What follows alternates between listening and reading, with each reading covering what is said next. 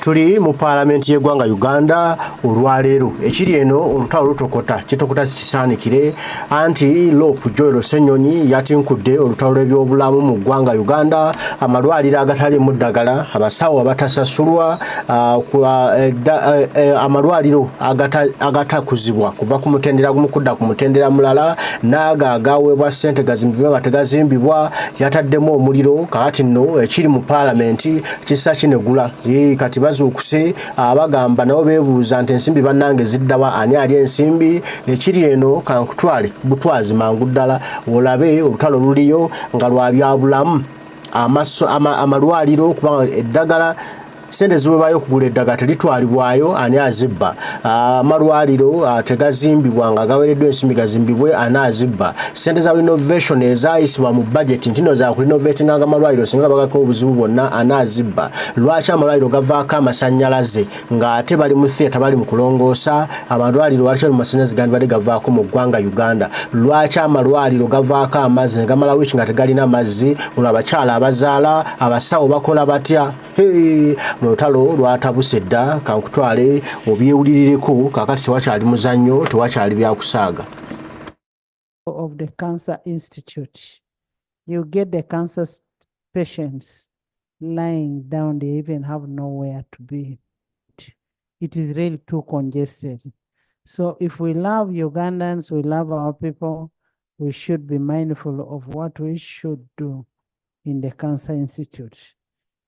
The dialysis center, I went there, as you had a chair say. I went to the dialysis center, to ICU, I went to the Cancer Institute, I went to the Women's Center.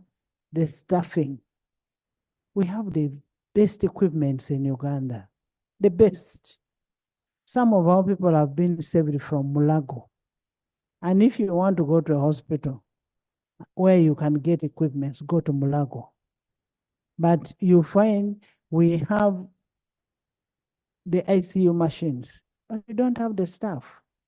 Can't we even just provide for money for staff? When you look at the issue of the interns, we are failing. We are going to continue with that issue of interns, day in, day out, and whatever. And then you have generally the staffing issue, dilapidated hospitals. The structures are dilapidated from sub-county level to region. Then you find somebody drawing a picture. This is a dilapidated hospital in Bukedea. I think I'm the one supposed to work on it. I'm not government. So we must work on these hospitals really. When you look at projects, even the projects that we have started have not been completed. Can we have them completed? By the way, Loboa started. Loboa has started, I went there. And then you have unstable power. How can you have unstable power in a hospital, assuming an operation is taking place? An operation is taking place, what happens? There are people in the ICU, there are children in the incubation center. You find there is no water in a hospital. No water in the hospital. Women are delivering. And then you find there is no water. What happens? Then you find a hospital, I will be selfish to say, a hospital of a regional referral hospital, dilapidated. Sorority, whichever. So members, we must take these things of health very, very seriously. Very seriously. And when you're talking about it, it's not about your constituency. I know Nakaseke. First tell me, the ambulances. Honorable Minister, there was a problem here. There was an issue that you issued ambulances. Some constituencies got even 3. Others never got even 1. But since you're going into a budgeting process, it's high time you get constituencies get ambulances. Alan, Thank you so much, Alan, Susan, for the opportunity. Dorcas, Honorable Speaker, my concern all of you, is on page. all of you are talking on hell. Yeah. And nobody should repeat what another person has said. Okay, let me first introduce my visitors. If you know that somebody has said what you wanted to say, don't repeat because it covers. We are not debating for constituencies. It is for this country. In the public gallery this morning, we have students and teachers from Brentwood Nursery and Primary School, that is in Kisasi. You're most welcome. The little angels are there. They are here to witness the proceeding, and you're very, very smart. Thank you so much for coming. In the VIP gallery this morning, we have members of Mbale Public University Establishment Committee.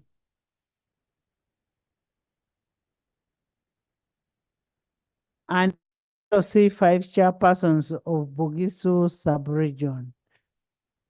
You're all most welcome. They are represented by all the members of Bugisu. And there they are. I can, hey, Honorable Polot.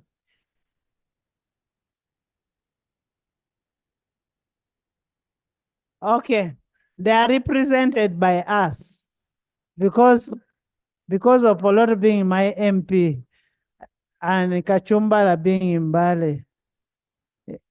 You're most welcome. And thank you so much for coming.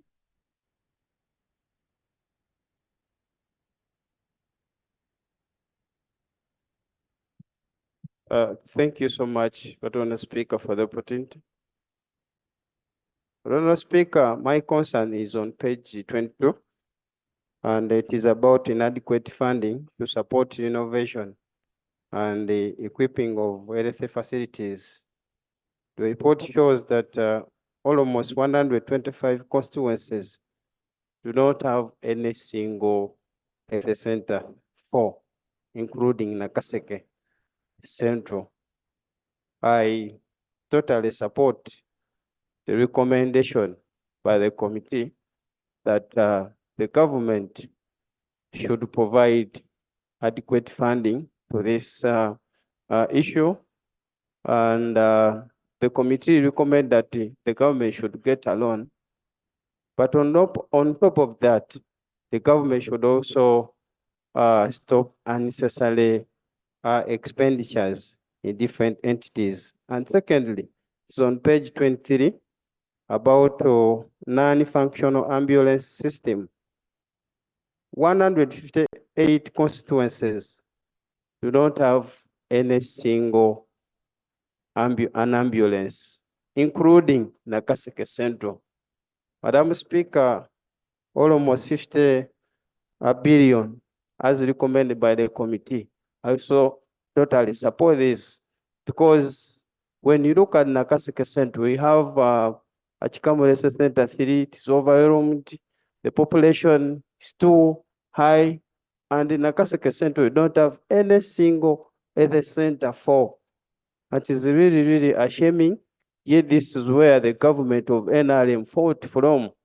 And among the 10 points program, it promised Uganda that this region should be rehabilitated, and really in Nakaseke we are suffering.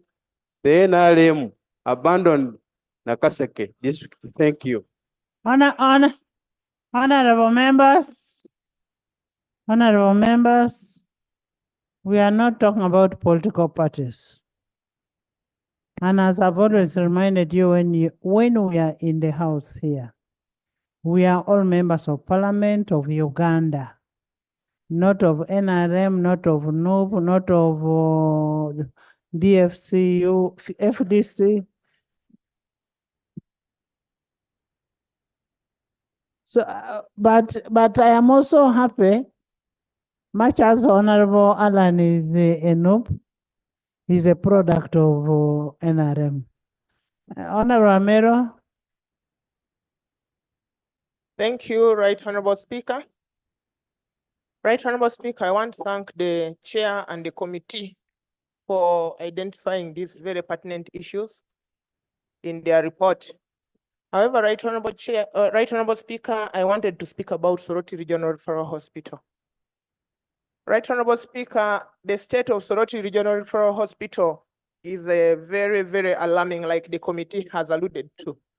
But also there's an issue of Soroti Referral Hospital having land for the construction of the regional referral hospital. That hospital no longer suits the status of a regional referral hospital. Of a city. Of a city. Actually, Right Honorable Speaker, the hospital should be left as a hospital for the city, and the regional referral hospital should be built where the land has been provided by the local government.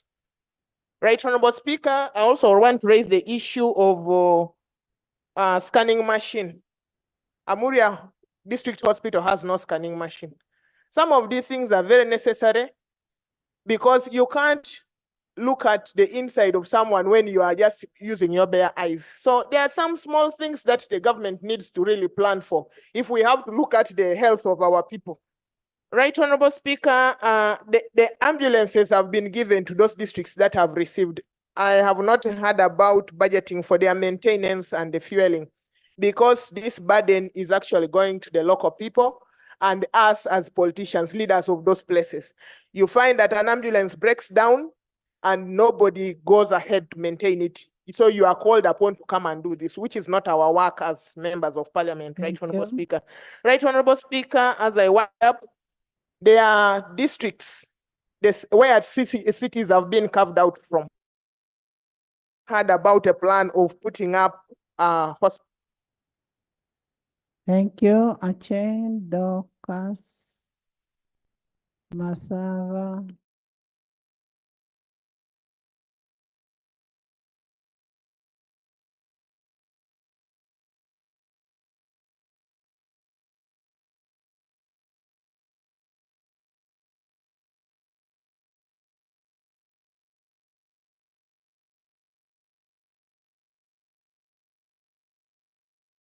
Allow me begin from Lango.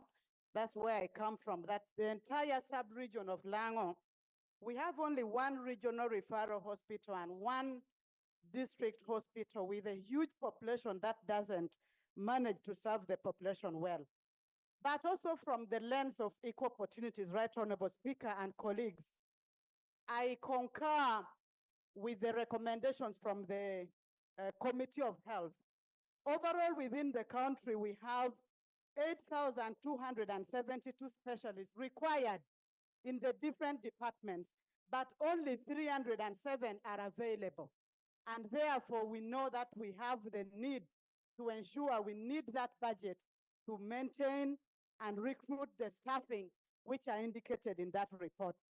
We also know we have sub-regions like Bukedi, with 7 districts without any regional referral hospital. That is really bad for our population. In the whole country, we have 172 sub-counties without health center 3s. And therefore, people have to move long distances to access health facilities. This is undermining our progress. Me, I'm talking as NRM, with all due respect and humility. We need this. Whether NRM or other parties, we know we need help. It doesn't discriminate.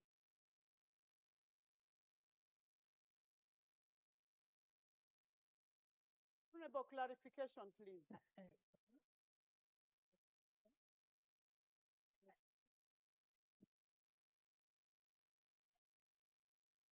Thank you so much.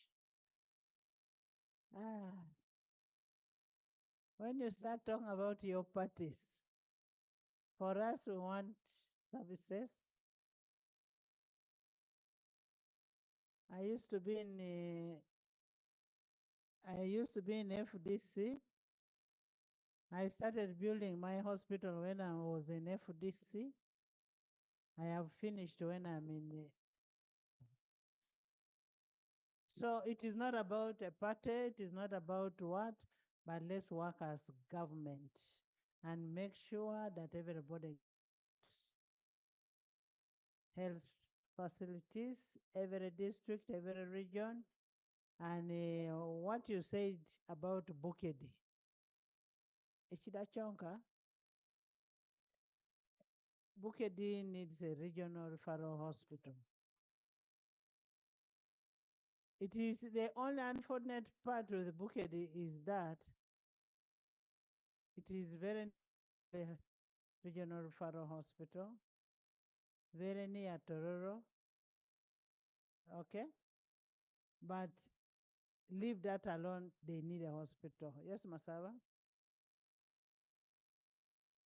Thank you very much, Right Honorable Speaker. One, when you look at section 29, subsection 3A of the PFMA, it states that the section that talks about collection, deposit, and retention of revenue, the entities that shall retain revenue, where it's in form of license, fee, fines, as long as they're authorized by an appropriation of Parliament. One of the challenges we have is Ministry of Finance has failed to acknowledge this and increase the limits that these entities that do collect these revenues can have. So I think as Parliament, we need to stand firm on this because it's the law.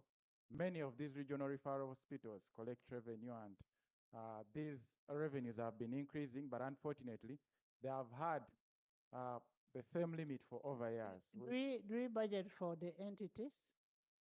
Yes, what I'm talking No, what I'm saying, have the entities brought that request? And we as Parliament, we reject? Yes, right. Yes. Thank you, Right Honorable Speaker.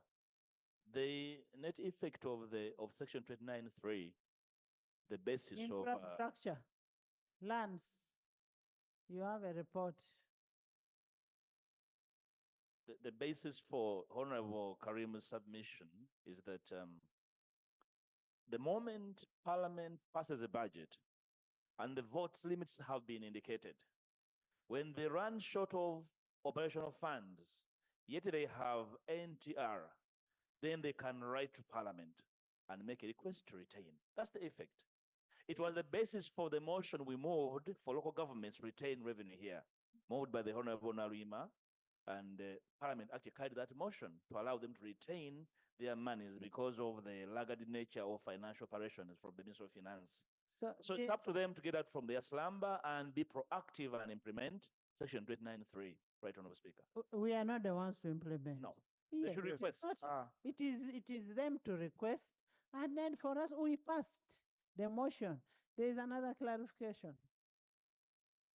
Thank you, Right Honorable Speaker. And maybe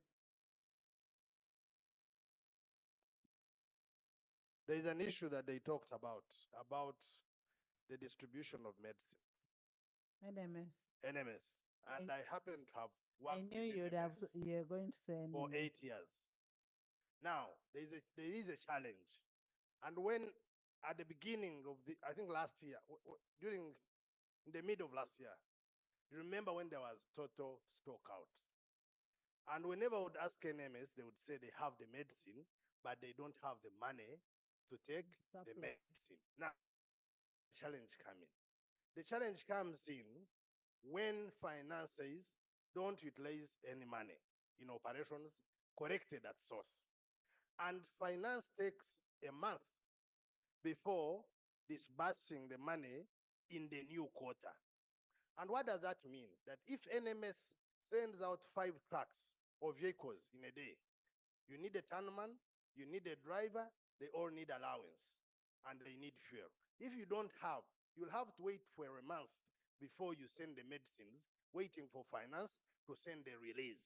What does that result into? That if you are sending 2 vehicles per day, you are delaying a whole cycle, and the country will be in a total outcry for medicines. There has been several meetings between the Ministry of Finance even some shared by the Prime Minister, to resolve the impasse. 3 years down the road, we still come back to the same thing. Even now that we are going into a new financial year, we shall have the same challenges of the same outcries, yet it is a matter of allowing an institution and you audit it, and then operations flow smoothly. Clarification, sir. Thank you. Karim was still on the floor. Yes, thank you, Right Honorable. The point I was raising here, it is finance is frustrating many of these colleagues of ours because we have even a resolution as Parliament that they can do spend this money, but finance tells them to send back all this money, and in the end, the financial will end without them getting back this money. Secondly, and lastly, Right Honorable Speaker, it concerns the 20 billion I've seen on page 55 that was withdrawn. I think Ministry of Finance still needs to come and explain how they withdrew money for development that was sent to regional referral hospitals, because one of the projects. So who is here for finance?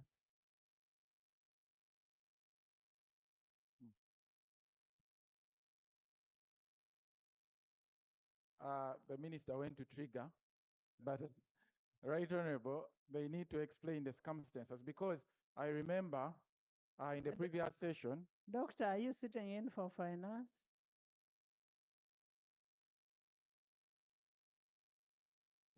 Anyway, Government Chief Whip.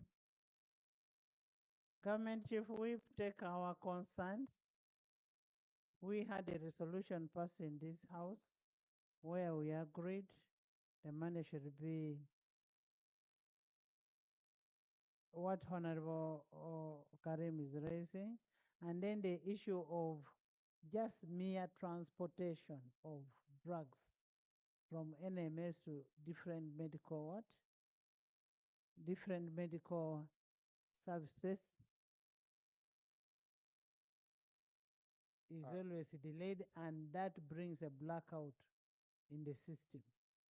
And Right Honorable, on that point of the money that was withdrawn, I remember the minister committed specifically about Mbale Regional Referral Hospital that it will be done, and the funds had been provided about for 4.2 billion to complete the surgical complex.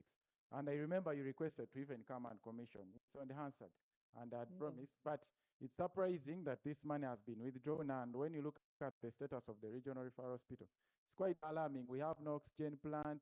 We do not have a surgical complex. We do not, a lot is happening in Mbale, and it's sad that we are seeing over 200 billion in the same financial being sent to Lubowa Hospital. And when you compare with the 79 billion required to complete all the regional referral hospitals, it's quite sad, Right Honorable. And I think something needs to be taken. Action needs to be taken.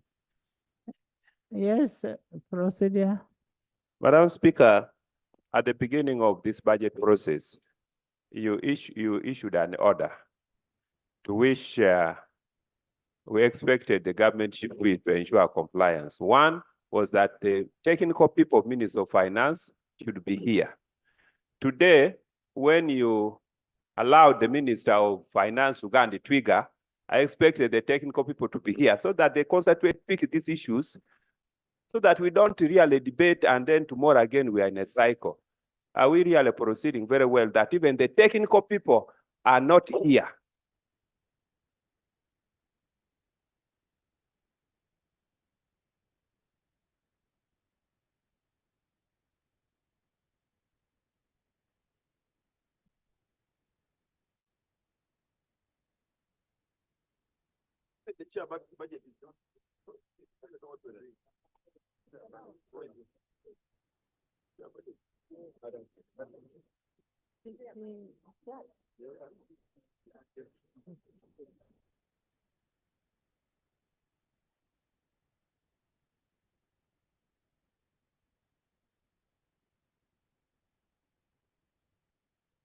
Honorable members, I have only confirmed that the people seated behind are staff of Parliament.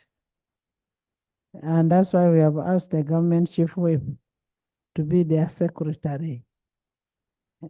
Take notes and communicate. And he's very good at communication. Thank you.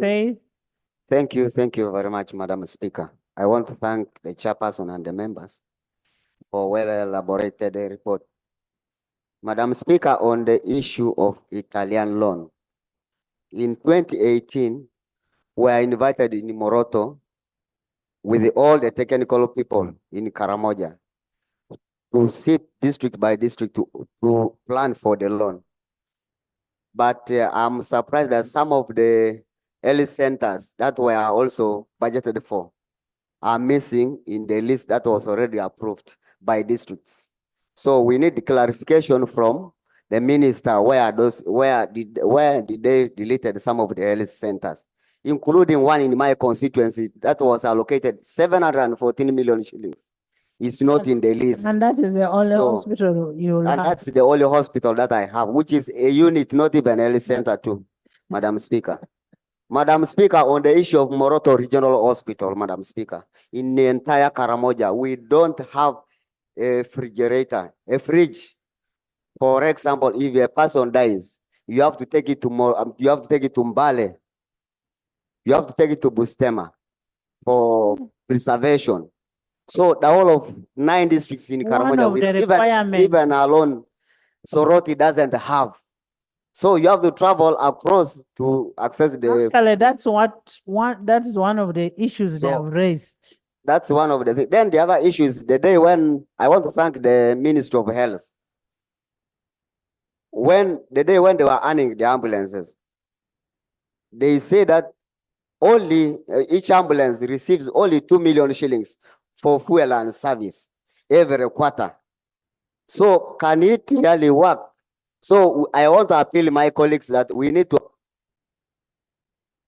Thank you. Faith. Thank you very much, Speaker. You first leave it to finish. Thank you, Madam Speaker, for giving me the opportunity. One only on the issue of the minister said that they were going to purchase air ambulances in the future so that they can put to every region for an emergency. So we need also to support the Ministry of Health. For it's not fun, but this is an emergency issue. That when we have an air ambulance, it can even go to another region in time and the person can be saved. You see, the one you see there is always foresighted.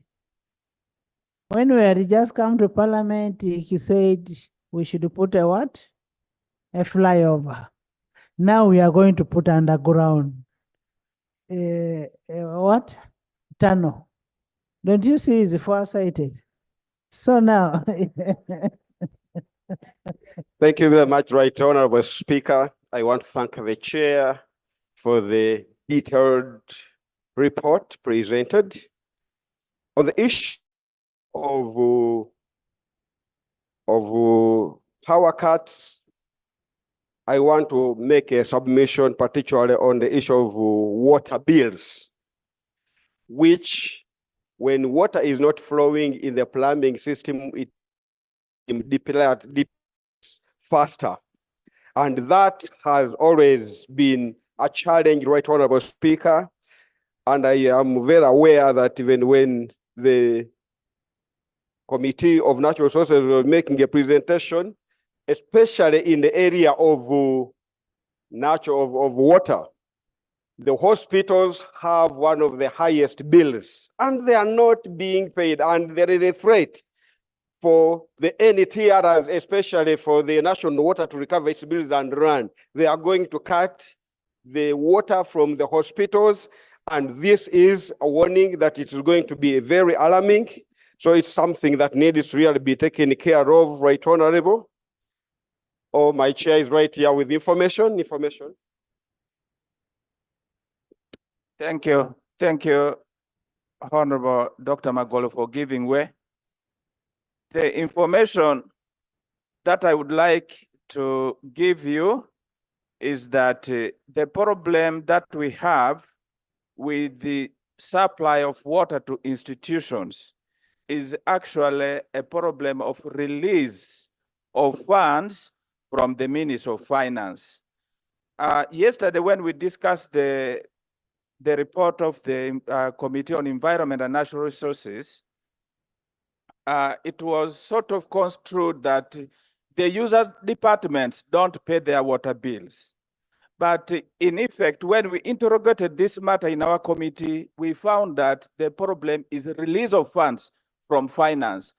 Every time finance releases the money, the users departments pay the money. So I think the onus is on this house to compel Minister of Finance to always release monies budgeted for utilities.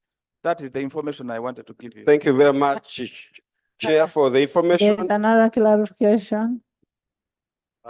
Thank you, Right Honorable Speaker and Honorable colleague. Right Honorable Speaker, I remember when we were here discussing the status of our readiness post-COVID, we talked about the issue of utilities, and there was unstable supply of power and water. And I would like to ask honorable colleagues, why would the major installations in this country be subject to paying those tariffs? Just like other countries amended it. For example, military garrisons, hospitals, prison services, you understand what I'm saying? Health centers. Because this should be used as a trade-off for rebate. I look at a situation where a police patrol would charge National Water and Sewerage Corporation to safeguard its installations or to do rapid response. Why? Because recently, you remember, you intervened, Right Honorable Speaker, Naguru police barracks didn't have water, and Ginger Road and power. This is appalling. We can sit here in this house and create what we call a trade-off. A trade-off for the most desirable installations of society, of this government. And this government can do the trade-off so that we are not in the same And that's conundrum. a very, very good idea. Here and there. For example, the failure to have the three-phase power lines that has failed to bring about the takeoff or the operationalization of the ICU in Fort Portal. The minister said we don't have three-phase power, even when we have the issues installed. So why would we be the producers of power, transmitters of power, collectors of power? Now even Umeme, that is the time that Umeme is going to be out of the picture, and we say we will not have power. So I think government. But even when we talk about the trade-off, when it comes to release by finance doesn't do that. Thank you very much, Right Honorable Speaker. On the issue of the report, there is an issue which I expected it to find from that report, and that is the MRI, the magnetic resonance, which is a very, very important machine for imaging in this country, where accidents have become a norm in this country and everywhere. For example, in the past 5 months, I have had about 5 patients coming to me that they need to do the MRI scan, and it's not anywhere in. We could have had this in regional hospitals so that people can find a service of MRI services in these places, Right Honorable Speaker. And the cost is high, it ranges between 1 million and 1.5, which is not for a common person whom we are dealing with. Finally, Right Honorable Speaker, in the issue Cancer Institute, which is to provide cancer prevention and care. The chair, I want to thank the message that came out about prevention, and it brings about the issue, the aflatoxin issues. That needs a multi-sectoral approach, because it is in agriculture, it is in trade, it is in health. So we need a multi-sectoral approach in climate change. As the extreme weather conditions come up, they exacerbate all these issues. So that goes back to prevention, Right Honorable Speaker, that we need to take it up to ensure that we approach it holistically. Thank you. Chair, I didn't hear anything about the VHTs. The VHTs getting, because they walk a long distance, for them to get gumboots, bicycles, basically those smaller things. And if it is there, then that is okay. Okay. And when you speak on this one, you don't speak on the next. Teenage pregnancies. Yes. Thank you very much, Right Honorable Speaker. Right Honorable Speaker, it is a pity that we are still grappling with this challenge in this country. We went to Terego district as a surprise. We found 2,320 girls had been impregnated in a spate of 7 months. This is just one district. Yes, Terego district. So the rate of teenage pregnancies is extremely alarming. And I was there with the Honorable Woman MP for Arua. But Right Honorable Speaker, this is a challenge that is in all our districts. And it is very unfortunate that government has provided UPE, USE programs that are free, and we actually thought that this should keep the girls in school. So it cannot be a responsibility of women members of parliament to end these teenage pregnancies. It is all, and especially the male members of parliament, because it is the men that actually impregnate the girls. So I want to request that let it be an effort for all of us.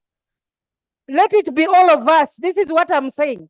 Let it be a task for all of us, not only the women MPs. There's an order from Okiror. To end the teenage pregnancies in this country.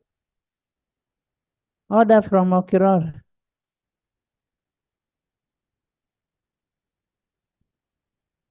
I want to thank you, Right Honorable Speaker, and sincerely I'm a bit intrigued by the submission of my senior colleague that this is the duty of men. You see, Right Honorable Speaker, there are very responsible men in this parliament.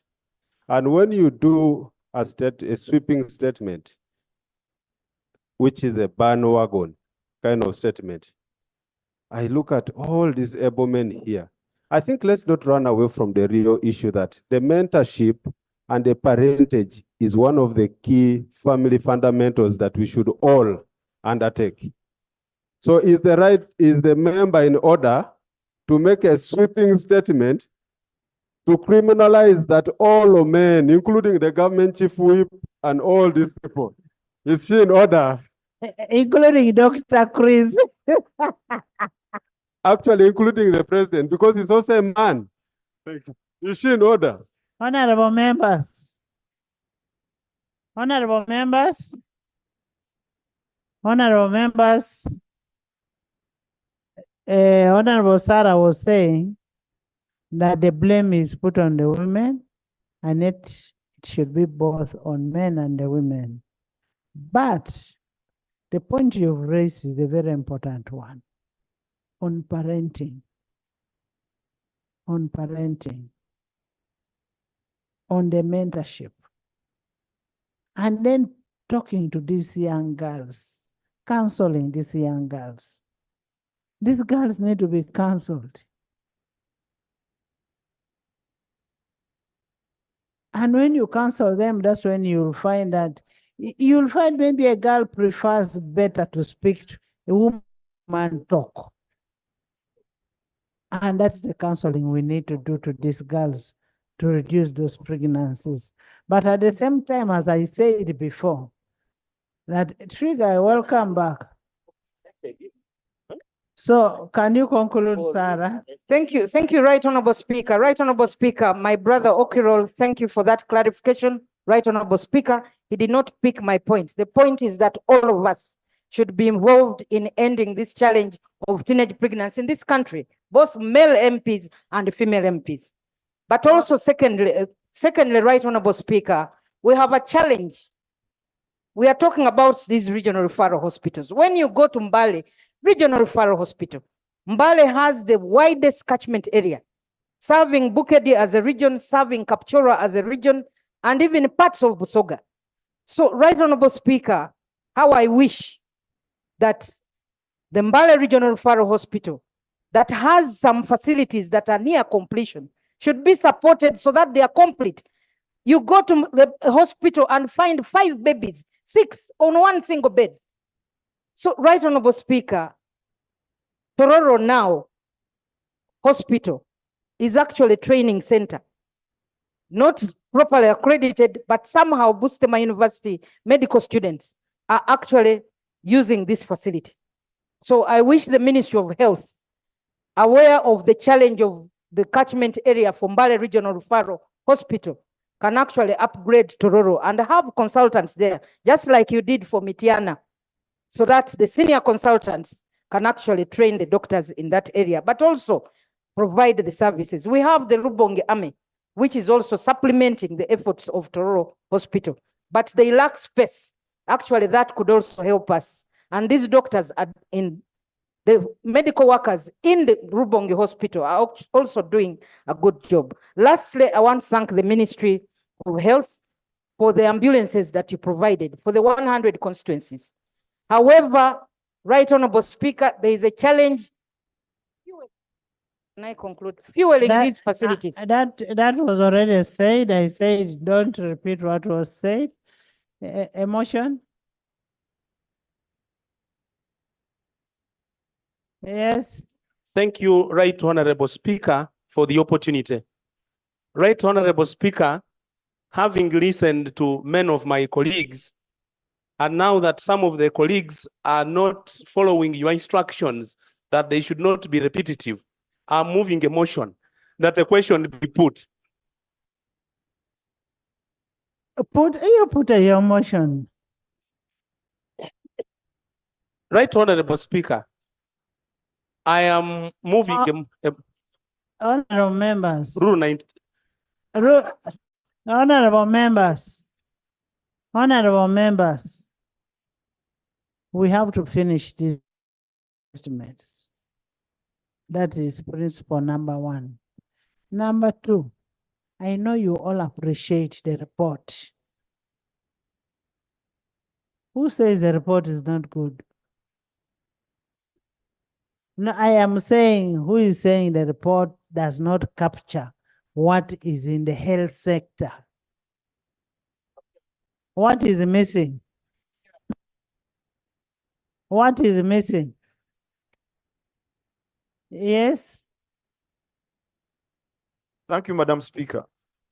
What is missing? You've not ruled over my motion. Madam Speaker, in 2001, African states under the African Union made a commitment to contribute 15% of their budget to the health sector.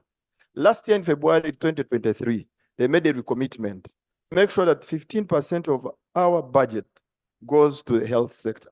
When you look at what they have presented, Madam Speaker, it's 5% of our budget, or what we intend to spend in the next financial year. So is it procedurally right to continue not respecting our international commitments, and then we actually go ahead and pass a report which has not captured that element of our commitment that we made last year? Madam Speaker, when you send us in these international forums to represent Parliament, and this is not a budget. This is a ministerial statement which is going to be harmonized in the committee. That I understand, of Madam budget. Speaker, but our resolutions and commitments from here will form the decisions of the budget committee. So that's why I was asking why we could not capture it. And Are you sure that it was not included in the BFP? Madam, it's not. That's why I'm raising it. And if it was, the chair can also advise. Thank you so much. Okay. Yes, Daudi. Daudi.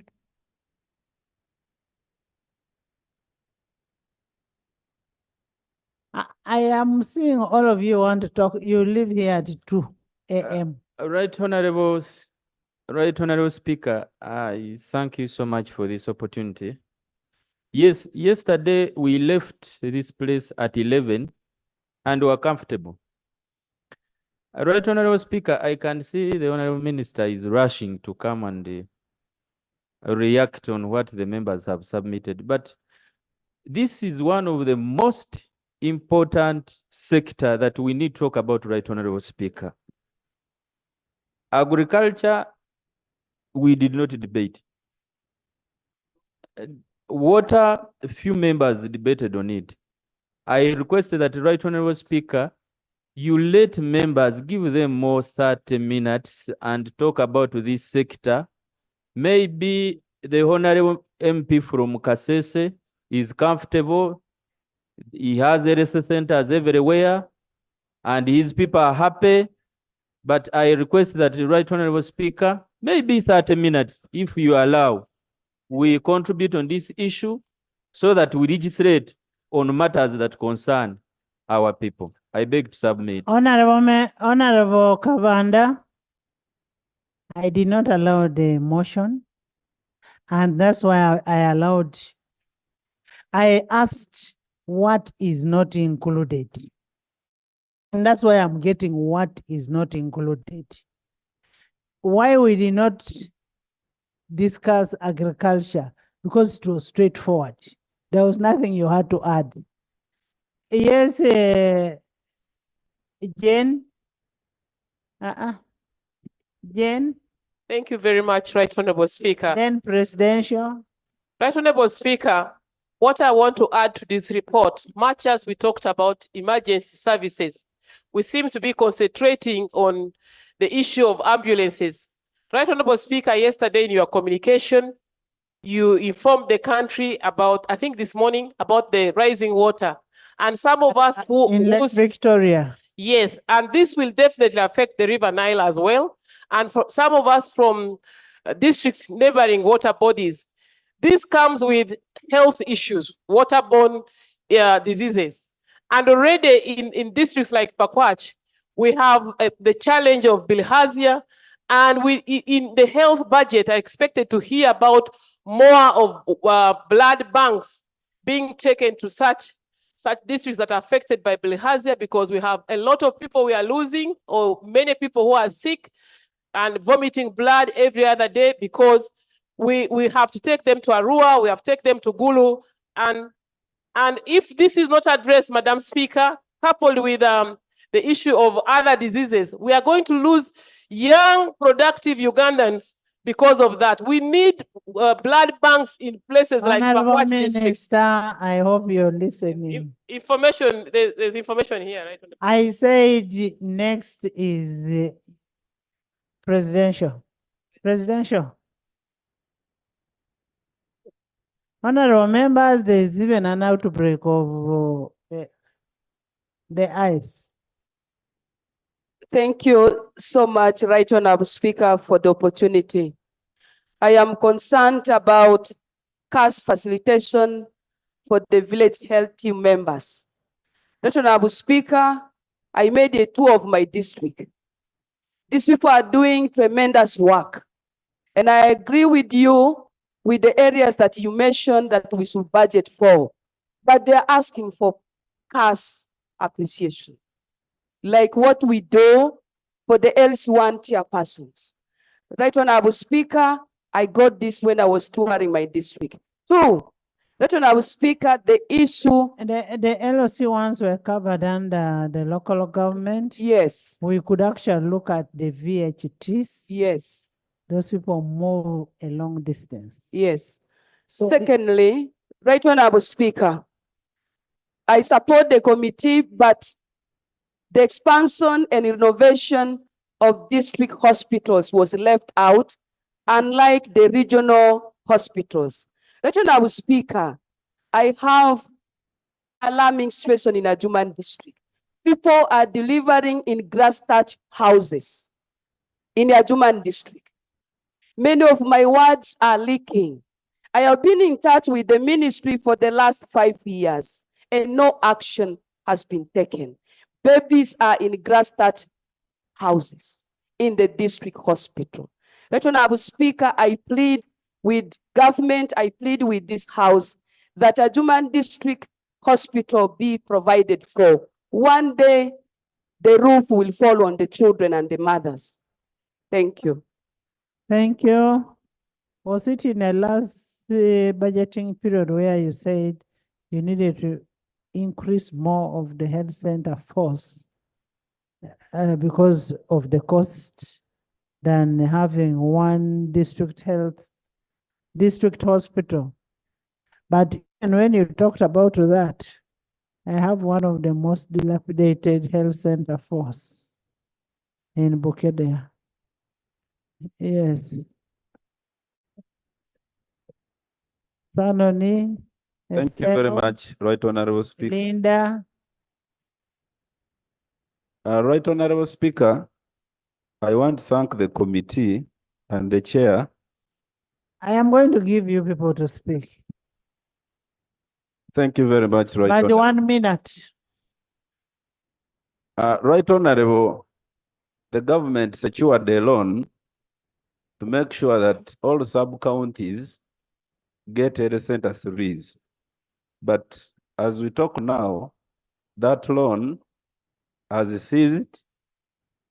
In the report, I have not heard anything to assure us the remaining sub-counties without health center threes, which arrangement does government have Is it? to make sure that, for example, Right Honorable in Kaliro, specifically in Kaliro Town Council, which is very big and very soon it may even become a municipality, there is no even a health center, even a city. Because Right Honorable Kaliro is very strategic. Now that Saka Bridge has been completed, now people from Palisa, Right Honorable, this is where you pass when you're holding to Yende. It is a very strategic town, but there is no hospital. Right Honorable, when the Minister of Health came to Kaliro this week, she assured the people that Bumanya Health Center 4, which the President promised, he pledged that it will be a general hospital. The minister committed that every financial year there will be some infrastructure improvement. But this year, I have not seen any allocation for that very hospital. That's why, Right Honorable, I see that this is a disadvantage because the Kaliro is very strategic. When you go to Mumanya Health Center 4, our health workers are so specialized and committed. That's why we get patients from all districts that are neighboring Kaliro. So I really want the minister to clarify and commit herself that what was mentioned last financial year, you continue with that commitment, but Actually, it is on that same road, Honorable Minister, because of the failure of that hospital, that health center. It is on that same road where Honorable Katuntu's brother last week got an accident and he could not be saved. He had to be taken back to Palisa because the road is too good. Linda? Thank you so much, Right Honorable Minister, Right Honorable Speaker. I would like to thank the committee and the chairperson for the report, which was thorough. Right Honorable Speaker, last year, Parliament appropriated the funds for procurement of CT scans, which were procured and installed. But these CT scans were installed, but we do not have radiologists. So when these scans are taken, they have to send the scans either to Mbarara or to Mulago for interpretation. So as Parliament, we need to appropriate funds to recruit crucial staffing, yes, crucial. It is not just crucial. We need money for staffing. For the entire staffing of the health sector. Because when you go to ICU, there are no staff. Dialysis, there are no staff. Even just medical workers. You go to health centers, there are no staff. It is cutting across.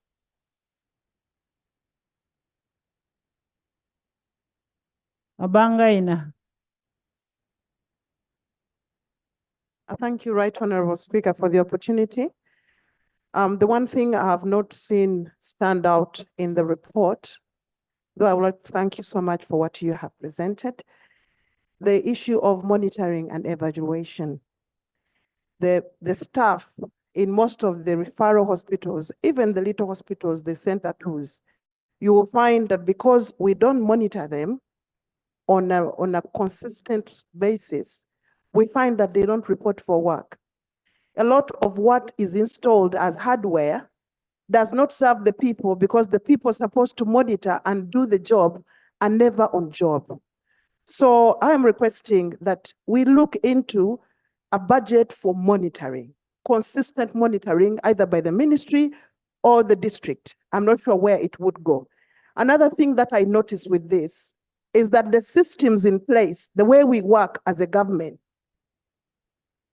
brings in all the issues of not delivering. Because if the system is saying we have to deliver through so and so, then there's no medicine because one sentence in the system is failing delivery of drugs. We probably need to sit down and look into a change in these systems and make services available to the people. Thank you. When your time is over, it automatically goes off. You just need to request to switch on or give it to another person because you are the ones who want to speak. But when you talk about monitoring of these health workers, the presumption is you're employing people who are responsible and they must deliver. Now, if we are going to spend money on getting other people to monitor you, anyway, we have the State House monitoring unit, we have but we have directors in these hospitals who should be able to monitor, supervise that everybody is working. Faith, Matchbox, Dr. Bed. Thank you, Right Honorable Speaker. My assumption is that when we do ministerial policy statements, they should speak to the presidential pledges. In 2022, when the president visited Murulinga in Napak district, he made a commitment to Bishop Damiano of Moroto Catholic Diocese that he will contribute 600 million to St. Kizito Hospital, Matany, to take care of the cost of treating the gun violence victims, both soldiers and civilians. At that point, the hospital was at the verge of closure, but the president told them to carry on and save the situation because over 3,000 people would have died. Now the committee has not captured that. At what point do these pledges fit into the budget?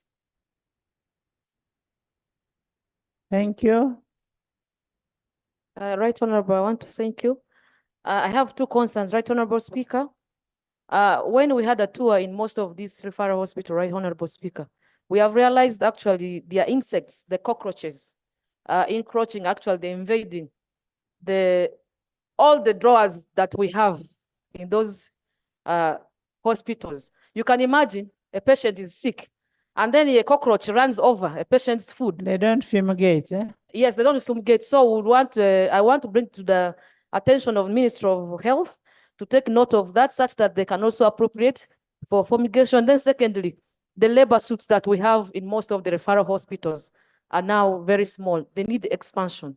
Because we have moved to these health, to those labor suits, we have realized most mothers even give birth while they are on the mats, and which is very unacceptable. Lastly, a rural referral hospital does not only serve the Dr. Bedi. Right Honorable, about 1 year and a half, this House approved a loan of 70 million for Heart Institute. Up to now, this money is not deployed. We are paying commitment fee. The Minister of Health should come on the floor of Parliament to answer. Right Honorable, we procured ICU equipment. They are there in hospitals. They are not deployed because of infrastructure. We are putting this money to waste. You are talking about Masaka, and we need only 590 for the infrastructure. We must have priorities right. And let's say, how can we be a nation without a PET scan? We are sending our people to Kenya, we are sending our people to India without a PET scan. We need only 62 billion to ensure that this vital equipment for diagnostic is in this country. I pray and I remember late Cecilia used to talk about a pet. and up to today. And the minister had promised that it was going to be bought, but it has been there up to today. Can't you? No, you can't. I've seen my sister never saying there is no money. You put it in the budget and we see whether it is a priority or not. And when I see you putting something which is not a priority as a VHT, the VHTs, that is a priority. VHTs are priorities. Seno or Hanifa, I am coming. Yeah, thank you so much, Madam Speaker. I would like to, first of all, thank the committee for the report. And I want to request and challenge the Minister of Health that in Kapelebyong, literally every health facility needs to be refurbished. Some even need to be condemned because they are collapsing. They have got broken walls, leaking roofs. The one ambulance we have there is busy every day transporting mothers, either to Soroti or to Amuria. And so I want to request that 4 of our sub-counties don't even have a health facility. We need them included in your budget. I thank you. Thank you. Hanifa, Dr. Kamara. Thank you, Right Honorable Speaker. I want to thank the chair and the committee for the report. Mine goes to Then Amede. the gas cylinders in the hospitals. While you're budgeting for fuel, I also want to put budget for the transporting fuel, or getting fuel from the plant in Namamve, because in Kaolo Hospital we have many cylinders and are empty. So, and yet that Kaolo Hospital contains many hospitals around that use it as a referral hospital. And then many accidents along Ginja Road, when they occur, they use Kaolo Hospital. At the same Dr. time, Chris, if you there's get there, one meeting there is in this no house. gas, there is no oxygen. Dr. Chris, there's one meeting in this house.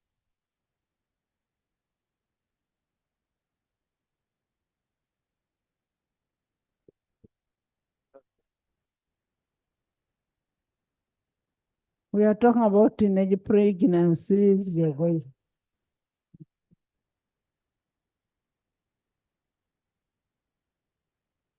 Right, Honorable Speaker, I pray that oxygen be a priority as a hospital equipment in your budget. I thank you. Thank you, Doctor. Thank you, Right Honorable Speaker. I want to thank the chairman for a good report.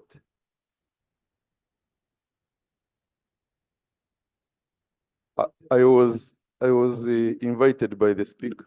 Order. I am giving information.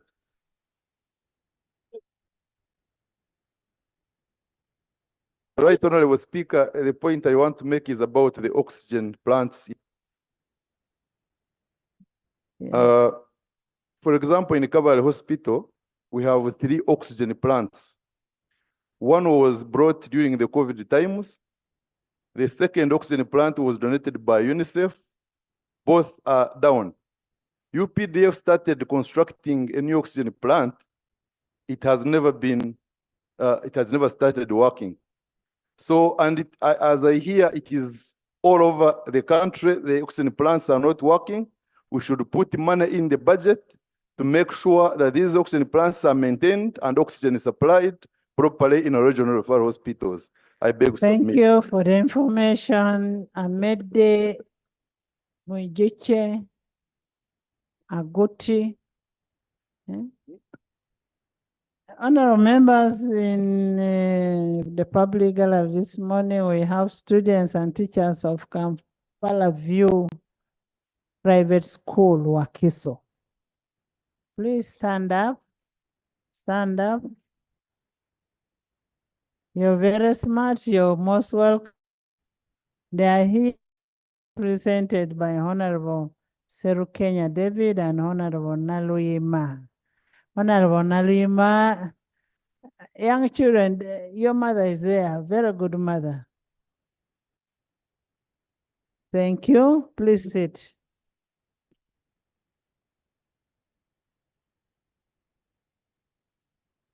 Thank you, Right Honorable Speaker. I would like to applaud the committee for the extensive report. I have a few things to observe regarding the management in the health sector. This follows an interaction with the constituents. One of the greatest headaches in the constituents is when you have a line of people coming seeking help from the MP with various health needs. So I did interrogate one of the enlightened constituents on what he thinks is the greatest problem with our referral hospital, to be specific in Bali. And he did say the doctors, the hospital is mostly managed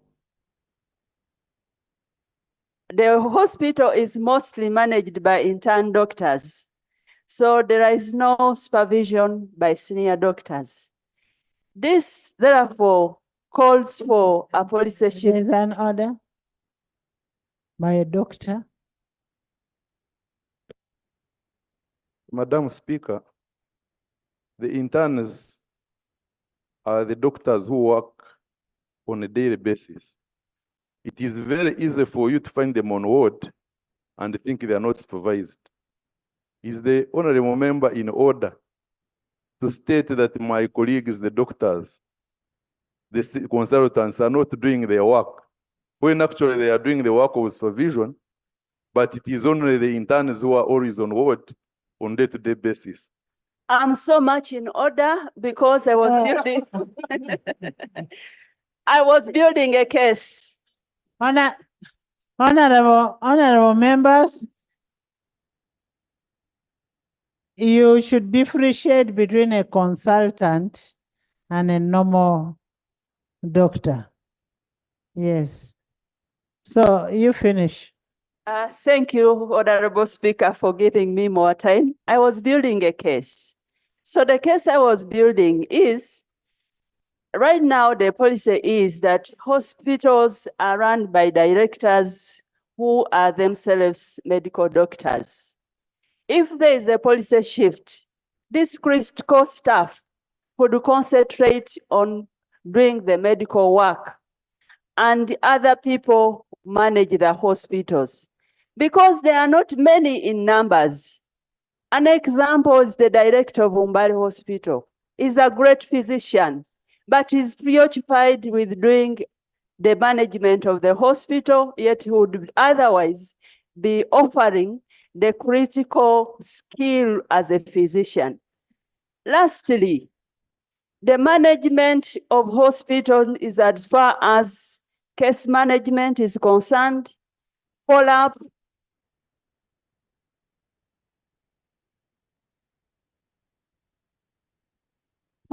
and supervision is wanting in this country. Honorable member, your time is over, but I want to tell you one thing. If we can have doctors running the hospital, and then we also have a doctor doing administration like a director. If you went to Mulago Hospital now, you would appreciate what Dr. Byanyima has done. She has really managed Mulago Hospital. It is orderly because it is these medics who know what is required in which ward and where and what should be done. I don't think that would really be a problem. Connie, then Francis, further information from a doctor and a former consultant. Thank you very much, Right Honorable Speaker. Just to agree with you, that actually we have many doctors who are not employed. And we have taken a decision as cabinet to employ all Uganda doctors and deploy them down to the level of a health center 3.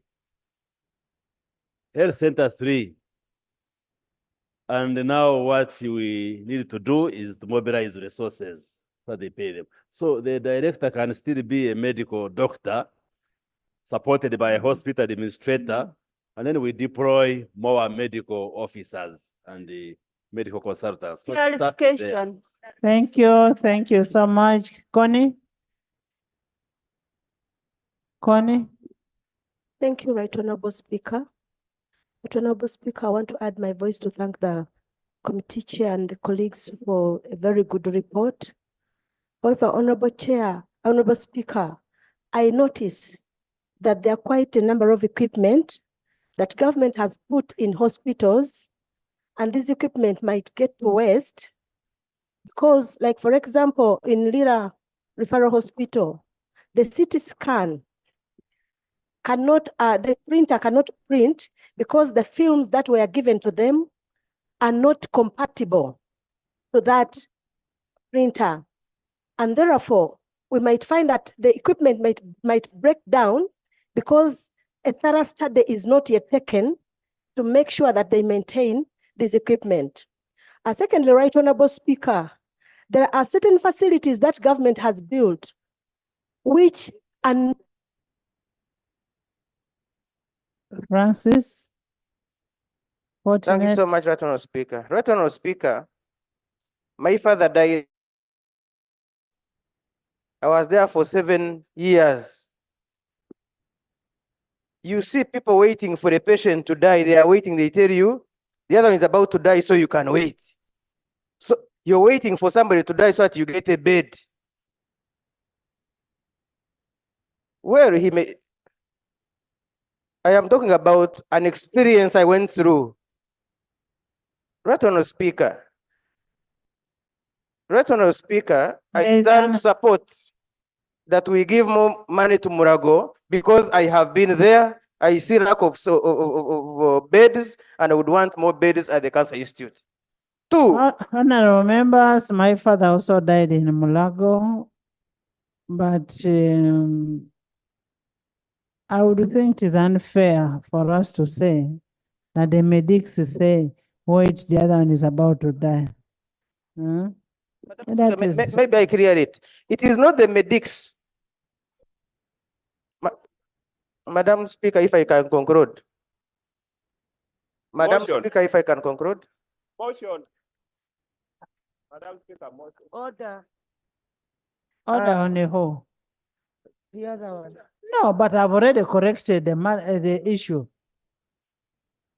It is not correct that they always say that so and so is about to die. No, that is not correct. Thank you so much, Right Honorable Speaker. Right Honorable Speaker, I want to conclude on the issue of the mothers. Right Honorable Speaker, I personally purchased ultrasound scans through the help of Honorable Dana Chimosho from China and distributed to my health center 3s. But they are not operational because of staff. So I want to suggest that on the issue of staffing, we also look at the health center 3s because women move from like Buhweju up to Mbarara. For checking their status of pregnancy, they have to spend about 30,000 to get a service that is just for 5,000 shillings. And so it becomes expensive for them. In areas where the health center 4s don't have ultrasound scans. So I would want to request the chair that you include the issue of staffing for that for those cases in health center 3.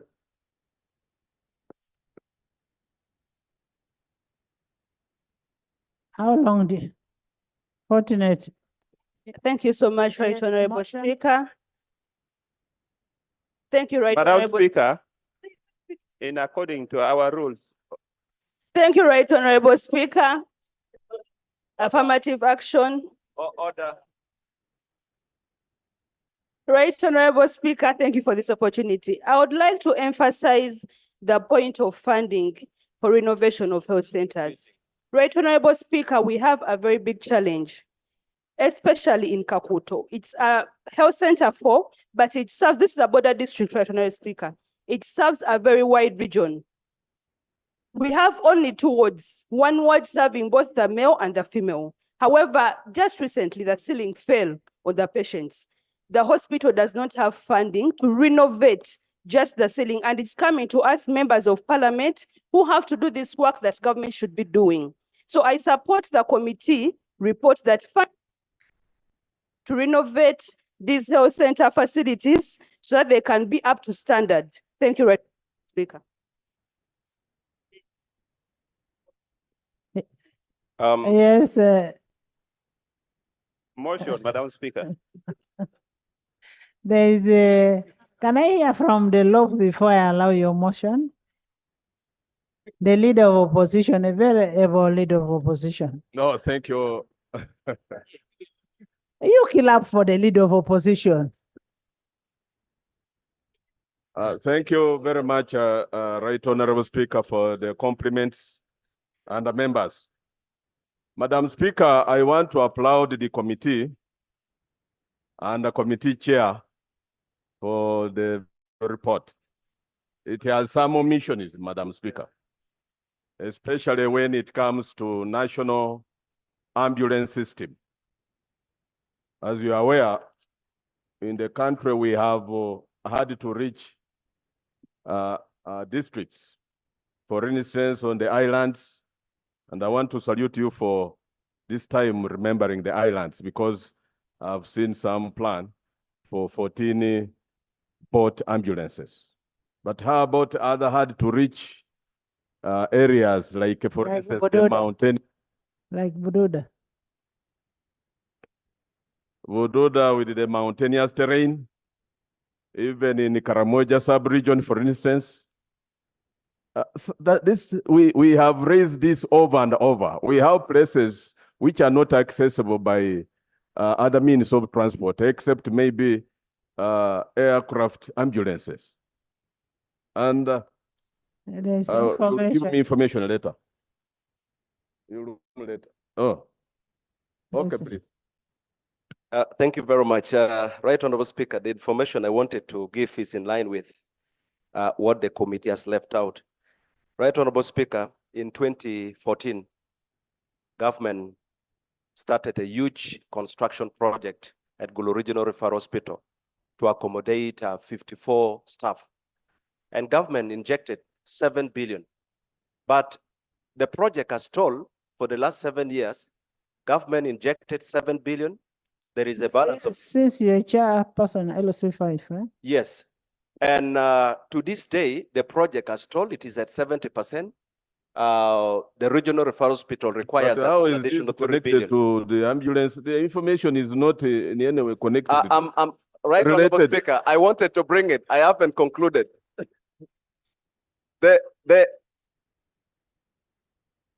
Right Honorable Speaker, unfortunately, has not allowed me to finish. But what I want. Yeah, It is in the report, 3 billion allocated for that. Madam Speaker, the next point is where the report mentions the government discharging a very good job in investing in hardware, infrastructural developments, in the service and the healthcare service delivery. But what is appalling, Madam Speaker, is when we are having serious staffing gaps, especially critical human resource. And a huge sum of money, I think my memory may not serve me well, but it's about 250 billion, which has been allocated to enhance the wage bill. And up to now, such funds are still lying idle, unutilized. Moreover, we need specialists like anesthetists, because there are very few, like consultants. And that actually is a grave concern, which this House should condemn in the strongest terms possible. Madam Speaker, the Mbale Referral Hospital is so central and so many regions, including Kenya. But it is disturbing, especially if you see the deplorable state of where the works had reached on the surgical complex and the corruption that has even caused the funds that had been allocated to be withdrawn, or rather withheld, or both. Up to now, oxygen plant, which was meant for that river hospital, was diverted to another region. And look at the challenges that hospital, referral hospital, is grappling with, especially in water and sewerage. Those districts that have been mentioned here and beneficiaries of the allocation to address those challenges of water and sewerage, Mbale is conspicuously missing, and because I do not begrudge Entebbe or Masaka or even Hoima. But why on earth would you leave out in the whole of the East Mbale Referral Hospital? I would implore the committee to reconsider having Mbale included among the beneficiaries of this fund. Information, no, hold on. To address the challenge of water and the sewerage. Can we hear from the minister now?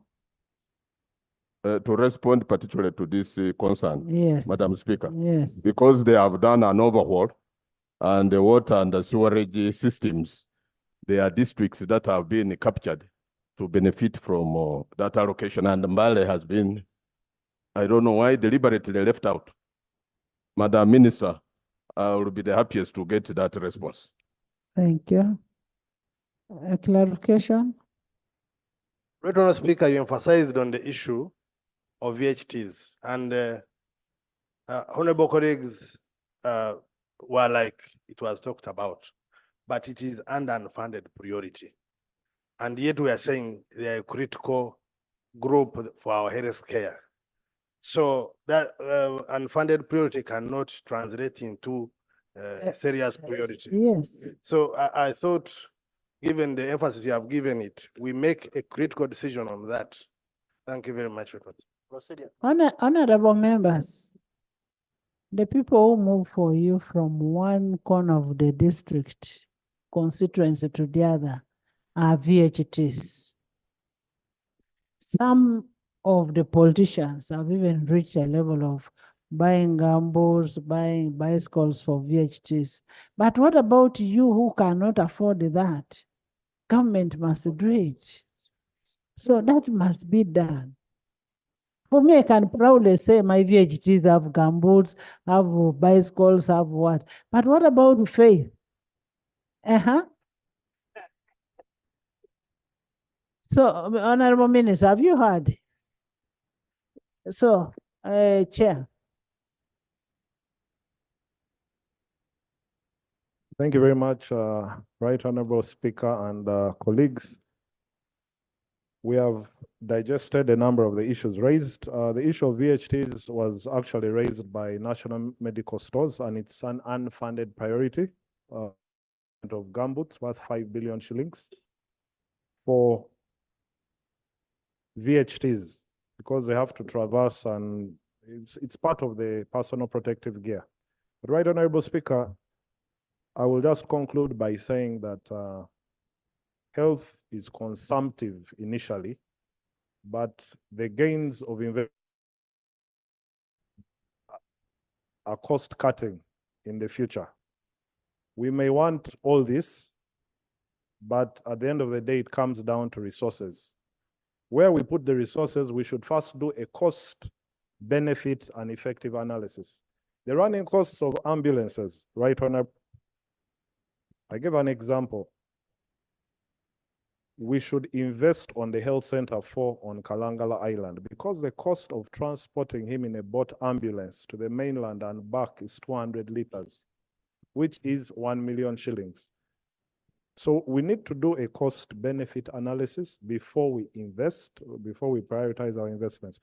And we need to look at diagnostics, human resource, legislation, infrastructure, and equipment. For the issue of Matanyi Hospital, Right Honorable Speaker and colleagues, government through subventions annually appropriate 600 million shillings to church-based hospitals, the likes of Ruwaga, Lacho, and so forth. Maybe it is time right now that those figures are maybe revised to a figure that is commensurate with the pressures on the hospital. I've captured that. We shall look into it.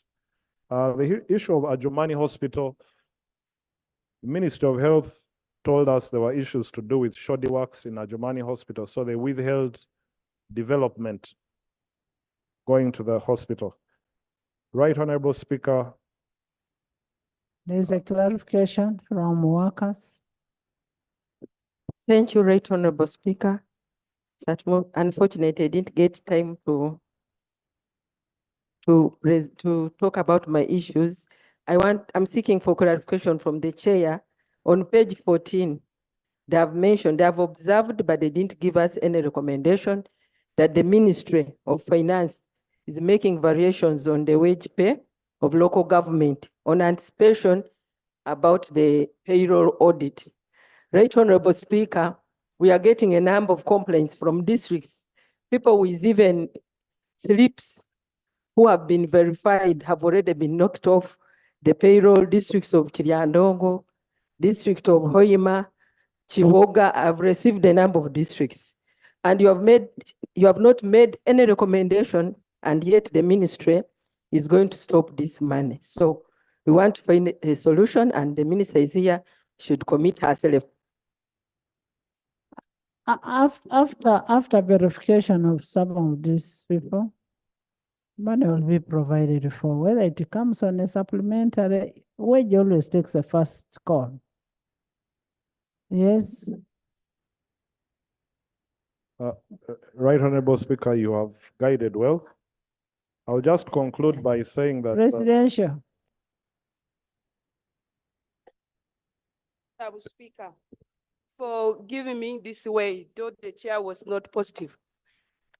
Right Honorable Speaker, saying that there was a shoddy work in Adjumani and Ministry of Health has made a stand not to do any development, to me is a poor action taken.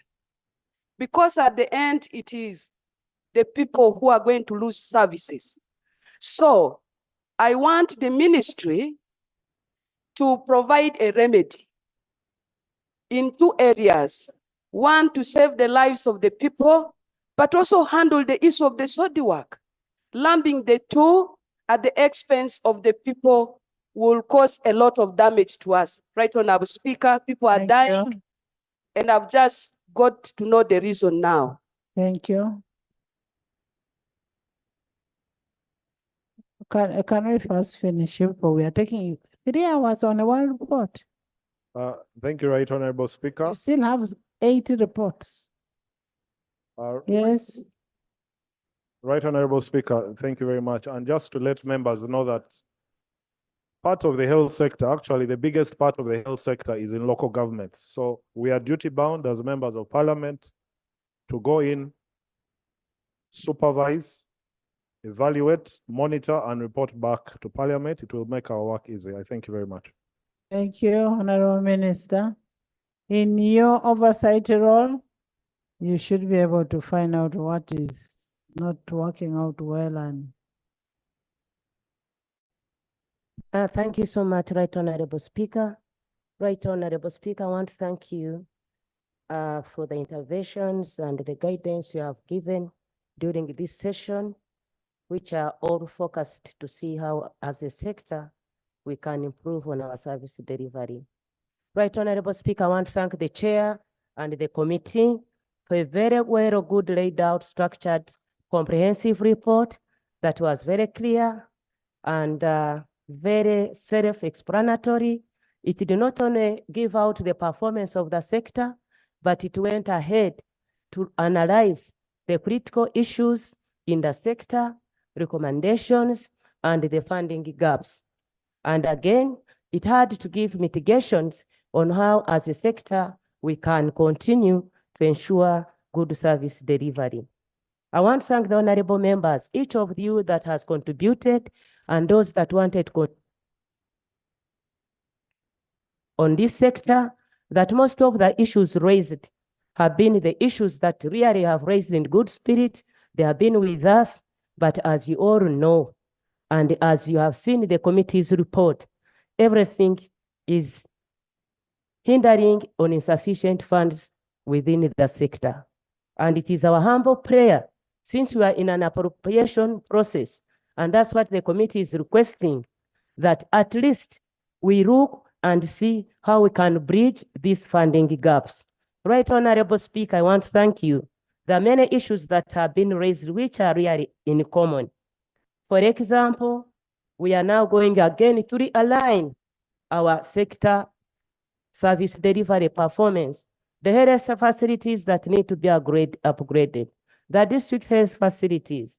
Now we have come in an issue of this code gender, and the ministry sector is going to be a shortcuts of 47 billion. It's my humble request. Yeah, the right honorable speaker, you have said you want this issue brought back, and it is a humble prayer because it is going to affect our ministry. Finally, they are on the issues of equipment, CT scans, MRI, and PET. Most of the answers, the chairperson, I want to thank him, has addressed them in the report and when he was answering. All of these, they affect us, especially the maintenance.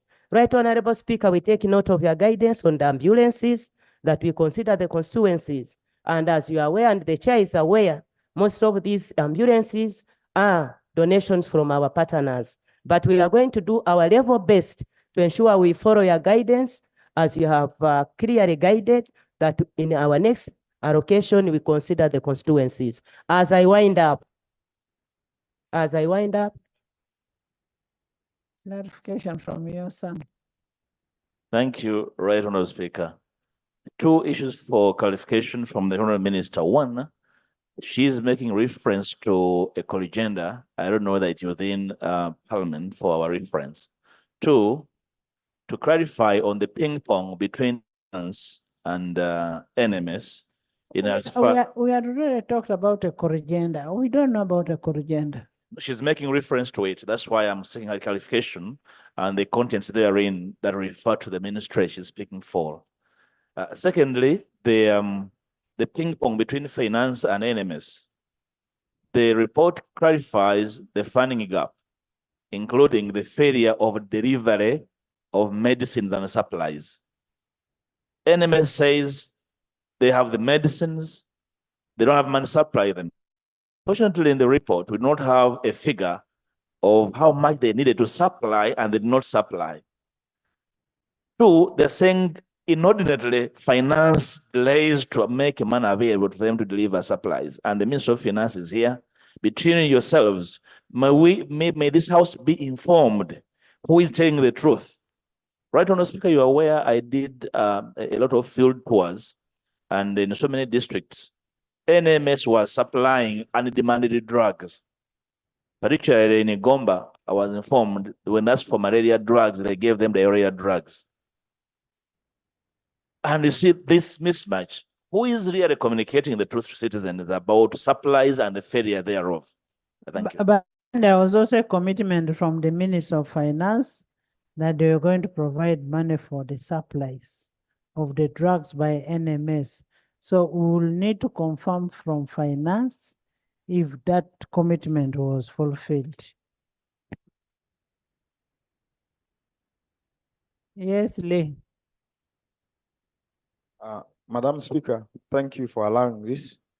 I think the former law raises an important issue which points to the procurement plans of the various votes which this House needs to pay attention to.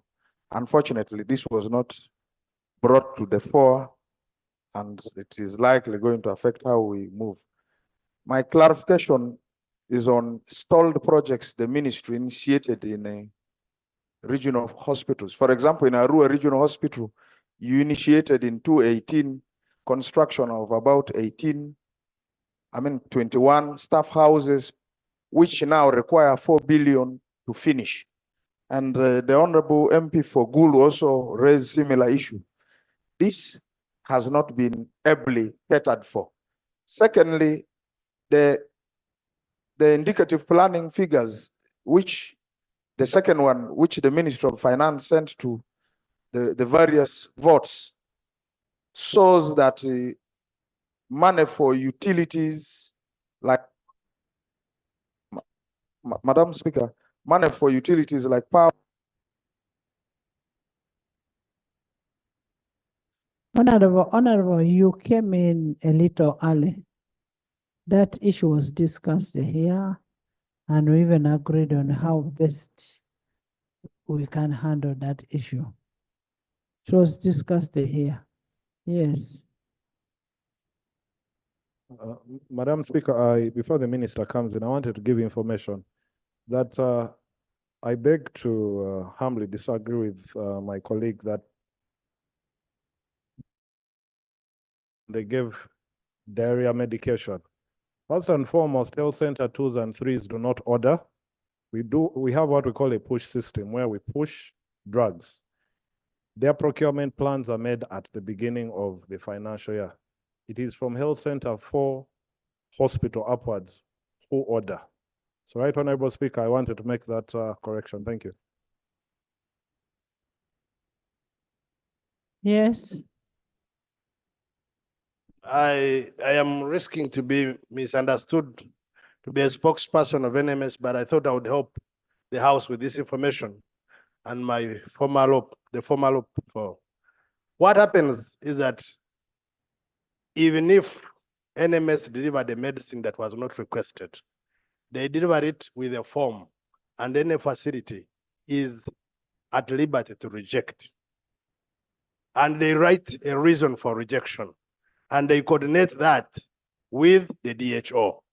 However, what happens sometimes when I used to follow that time is that some facilities also ask for medicines they don't use, and when they expire with them, they now start looking for where to apportion blame. It's quite a lengthy process that would need to interrogate, but it's not possible that you allow a medicine when you have not requested for it. Yes, can you conclude, Minister? Thank you so much, and I want to thank my brother Rob, Honorable Mpuga.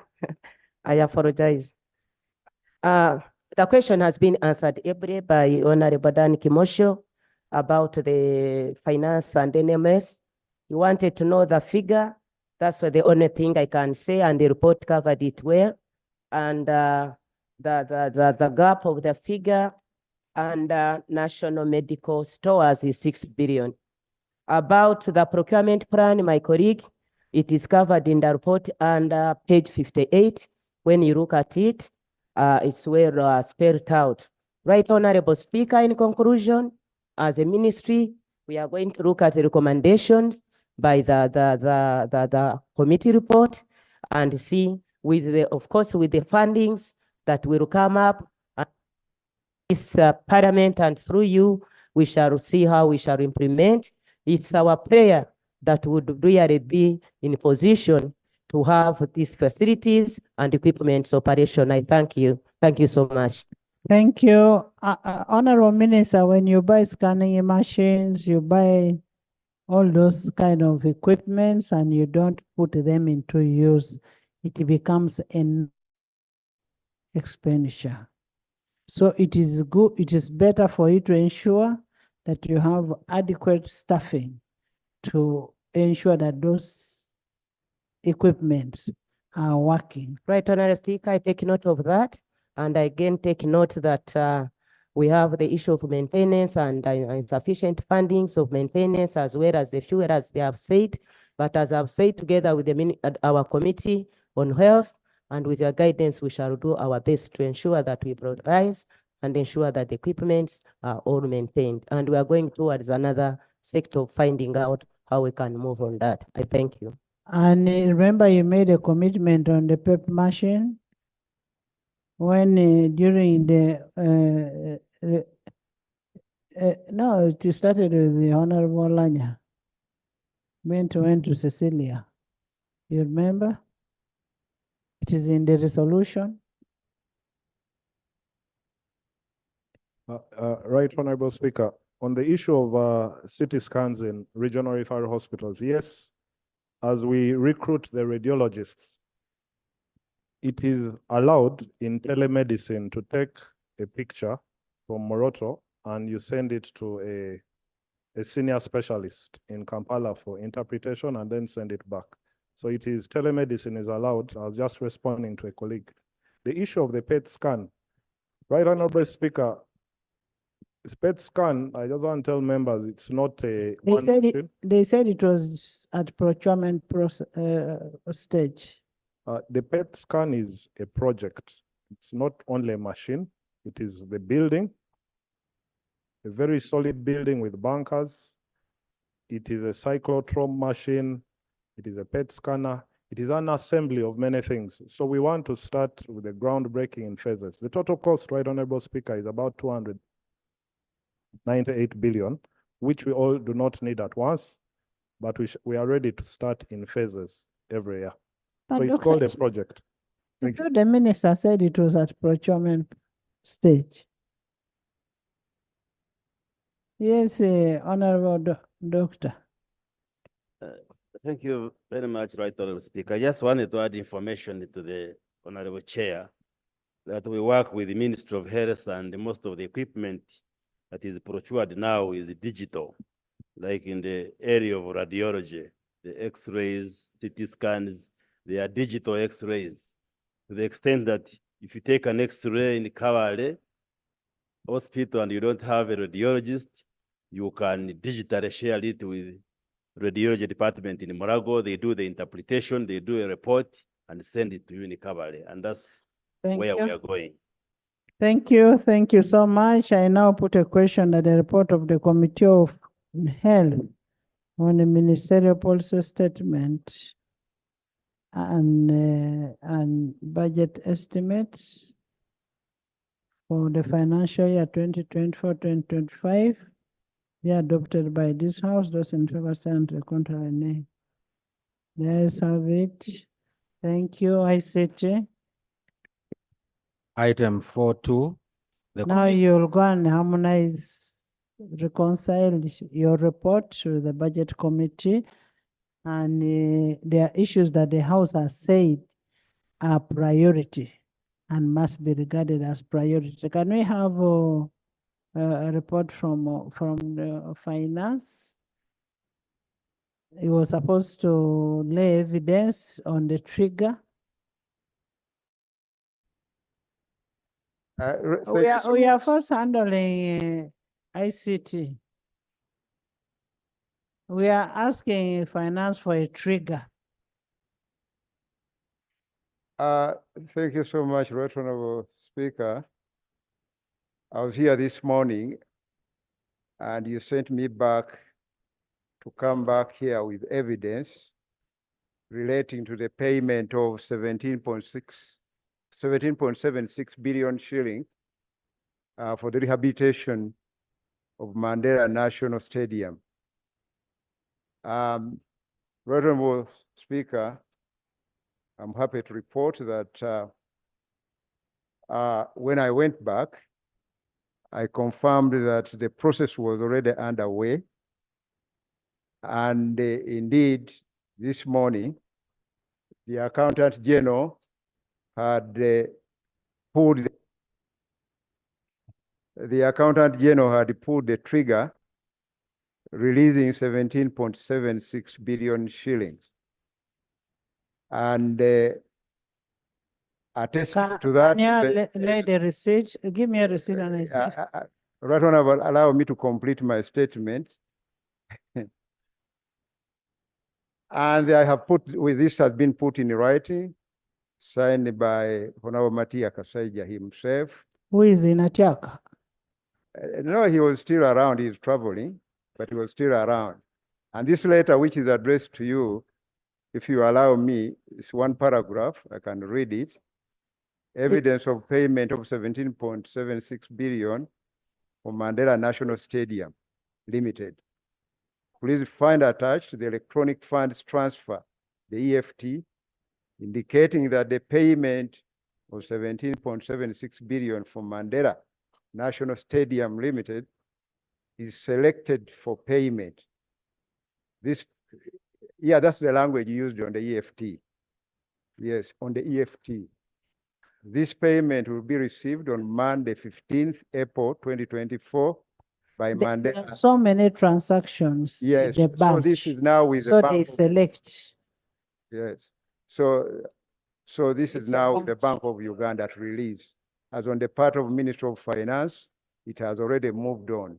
And I've supplied a copy of the EFT, clearly endorsed. So thank you so much, Right Honorable. Can I have a look at them before you lay?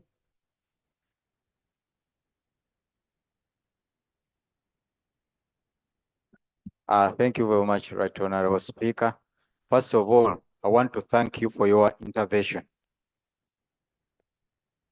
I want to thank you in this house because if you hadn't used an extra effort, the sports fraternity would have been in a mess more and more. So I want to thank you. But again, with the Ministry of Finance, every time money for sports is delayed in releasing, when they think of cutting the budgets, they cut that of sports.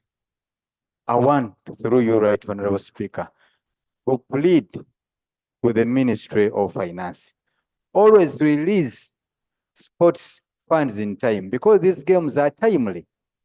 You release money towards the end when the team has been already disqualified. And the same thing with the stadiums we are going to build for AFCON. In order to remain with the bid, 3 stadiums have to be already done by 31st December 2025. According to the frustration you're giving us right now, will the stadiums be ready? Thank you very much, Right Honorable. The stadiums are going to be ready. What we wanted ready first is Nambole to host the games, and then the other ones, I already have a letter here, a blue letter on Suma, that is for Hoima, and then the other one will be for Achibwa. You want to say something? Honorable Minister of the contractor. The contractor who subcontracts. Right Honorable Speaker, first of all, I rise to appreciate your intervention and the intervention of this House, headed by you. What you've just witnessed and achieved from the Ministry of Finance has taken us more than 6 months. So I want to congratulate you on behalf. More than 6 months. I'm not reporting my colleague, but and I want to take this opportunity to apologize for the delay. But now we all know why we've been delaying. We are contractors who can only subcontract what we cannot easily. Nambole has never been contracted by local company. So the complex issues there about the field, the what, is only what we outsourced. But the rest of the work, my client is here, is beaming. And ever since you instructed us to do this,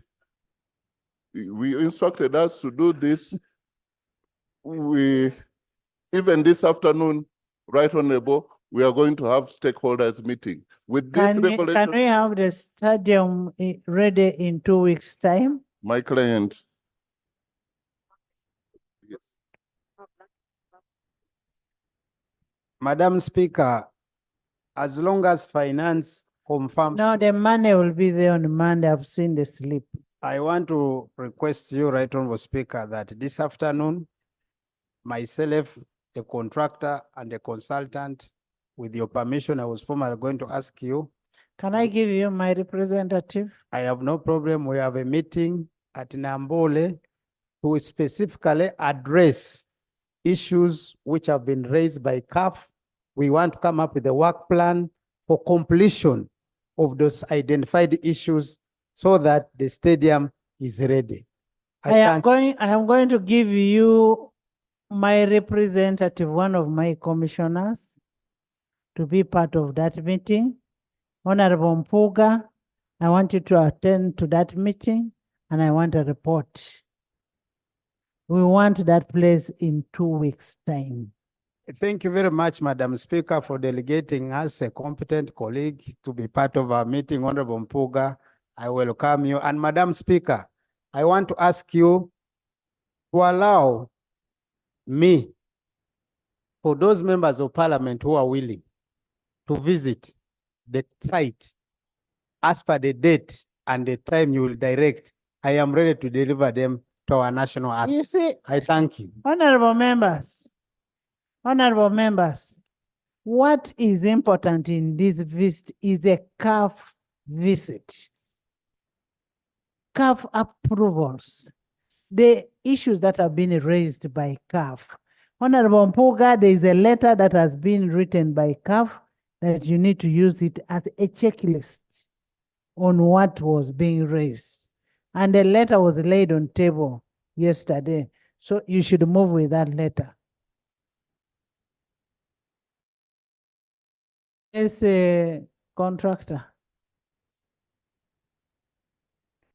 I had forgotten. with Contractor. Ekanya, do you have a problem with the contractor? Right, Honorable. Madam Speaker, We I have a serious issue. Clarification, Honorable Contractor. I just wanted. Let's leave the contractor. Let me make this appeal. On behalf of the Ministry of Defense and Uganda People's Defense Forces, Right Honorable, we want to be on record. Now that you've done all the interventions, we want you officially to come and pay us a visit and look at what we've done. So that your coming also will add more motivation for our workmen there, so that next week you can be able to come and visit Nambole. Let my advanced team first tell me what is on the ground, and I've given you an advanced team. Then you will get back. Yes, yes. Wembeera bwetu bweri mu Parliament y'eggwanga Uganda n'ebigenda maaso ebiriyo ku nsonga z'ebyobulamu n'ensonga z'okudibuda ensimbi y'omusolo ebujwawo buli kadde bannayuganda batafunamu abantu ab'olubatu ne baziddako ne bazigaaya naye ng'ate munnayuganda tafunamu wadde okubanga ayambibwa okutereeza ebyo byawera omusolo. Kale byebyo mbaagala nnyo mwenna abaliko Omukama Katonda nsaba bankuumire tujja kuba tuddamu mweraba.